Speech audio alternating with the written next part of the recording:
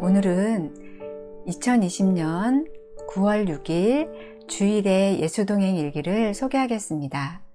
제목은 계절이 바뀌면. 하나님, 주일 저녁에 작은 방에 들어갔다가 깜짝 놀랐습니다. 에어컨이 없는 작은 옷방이라 여름 내내 천덕꾸러기 취급받았던 그곳이 우리 집의 어느 곳보다 시원하고 상쾌했기 때문입니다. 원인은 그 방 창문이었습니다. 긴 여름날을 끝내려는 듯 시원하게 불어오던 동풍을 우리 집에선 유일하게 그 방 창문이 통과시켜주고 있었던 것입니다. 아, 얼마 만에 맞아보는 자연 바람인지요. 그 상쾌함을 놓치고 싶지 않아 저는 얼른 그 방 안에 좌식 의자를 하나 갖다 놓고는 자리에 앉아 교회 추천도서 부활을 1시간 동안 읽었습니다. 몇 달 전 안방에 있던 장롱을 그 방으로 옮겨 놓고 그 방에 있던 우리 부부의 책상을 안방으로 옮겨 놓은 뒤 그 시간에 작은 방을 찾은 건 처음이었습니다. 그곳이 기도 골방이다 보니 밤에 1시간 동안 찾아드는 것 말고는 결코 찾지 않았던 더운 방이었기 때문입니다. 그런데 오늘 저는 다른 넓은 공간 다 제쳐두고 그 방에 앉아 불어오는 바람을 만끽했습니다. 문득 청소년 시절이 떠올랐습니다. 무더운 여름날 방 안에서 공부하다 갑갑해지면 저는 옥상으로 전선줄을 끌어다 스탠드를 켜놓고는 거기서 공부를 하곤 했었습니다. 그러다 보면 벌레들이 득달같이 달려드는 바람에 저는 또 모기향을 피우려고 옥상을 오르락내리락 하곤 했었지요. 식구들은 그런 저를 보며 귀찮지도 않냐, 왜 방 놔두고 옥상에서 저러고 있냐 하며 혀를 클끌 차곤 했습니다.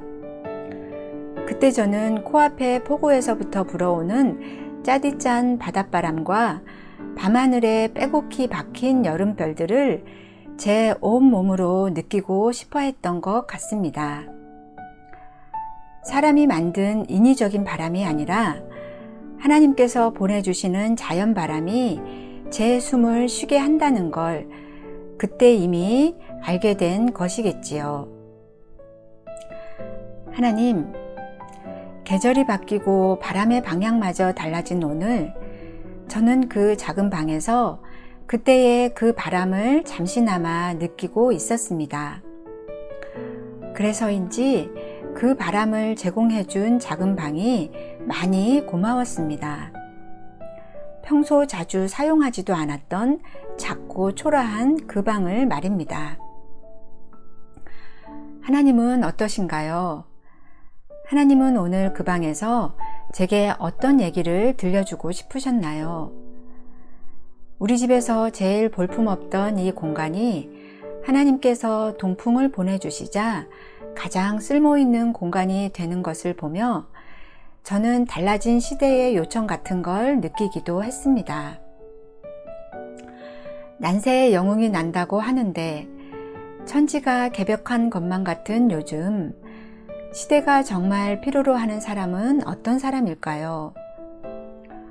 저는 오늘 그 작은 방을 보며 하나님께서 어쩌면 아무도 주목해 보지 않았던 가장 초라한 사람들을 일으켜 이 시대를 정화하실지 모른다는 생각이 들었습니다. 화려하고 똑똑하고 힘을 가진 사람들이 아니라 스스로 아무것도 모른다 여기기에 하나님만을 주인 삼아 하나님께서 명하신 대로 묵묵히 이웃을 섬기며 사는 이름 없는 사람들이 결국 우리를 숨쉬게 하며 시대를 일깨우는 영웅이 될 거라고 말입니다. 그 생각은 교회를 향한 생각으로도 이어졌습니다.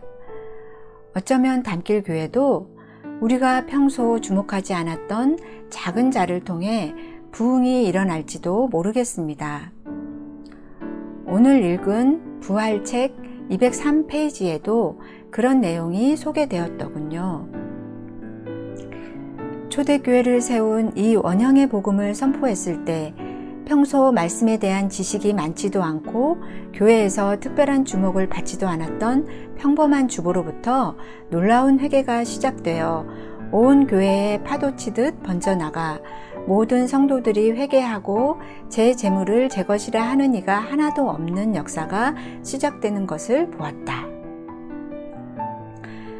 하나님, 우리 마을에, 우리 교회에, 또 한국교회와 우리나라에 이런 일이 생기기를 꿈꾸는 9월의 첫 주일입니다. 하나님께서 기름 부으시고 하나님께서 친히 작정하시면 아무도 눈여겨보지 않았던 그 작은 자가 천을 이루어 소망 없는 이 땅을 비옥해 하고 부흥케 할 줄 믿습니다. 계절이 바뀌고 있으니까요. 바람의 방향 또한 달라지고 있으니까요.